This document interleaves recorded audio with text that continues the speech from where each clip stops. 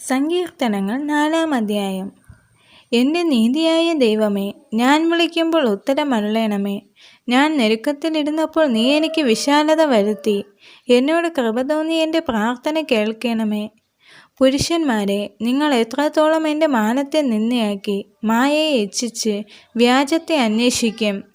യഹോവ ഭക്തനെ തനിക്ക് വേർതിരിച്ചിരിക്കുന്നു എന്ന് അറിവിൻ. ഞാൻ യഹോവയെ വിളിച്ചപേക്ഷിക്കുമ്പോൾ അവൻ കേൾക്കും. നടുങ്ങുവിൻ, പാപം ചെയ്യാതിരിപ്പിൻ. നിങ്ങളുടെ കിടക്കമേൽ ഹൃദയത്തിൽ ധ്യാനിച്ചു മൗനമായിരിപ്പിൻ. നീതിയാഗങ്ങളെ അർപ്പിപ്പിൻ, യഹോവയിൽ ആശ്രയം വയ്പ്പിൻ. നമുക്ക് ആർ നന്മ കാണിക്കുമെന്ന് പലരും പറയുന്നു. യഹോവേ, നിന്റെ മുഖപ്രകാശം ഞങ്ങളുടെ മേൽ ഉദിപ്പിക്കണമേ. ധാന്യവും മീനും വർദ്ധിച്ചപ്പോൾ അവർക്കുണ്ടായതിനും അധികം സന്തോഷം നീ എൻ്റെ ഹൃദയത്തിൽ നൽകിയിരിക്കുന്നു. ഞാൻ സമാധാനത്തോടെ കിടന്നുറങ്ങും. നീയല്ലോ യഹോവേ എന്നെ നിർഭയം വസിക്കുമാറാക്കുന്നത്. ഈ വചനങ്ങളാൽ ദൈവം എല്ലാവരെയും അനുഗ്രഹിക്കുമാറാകട്ടെ. ആമേൻ.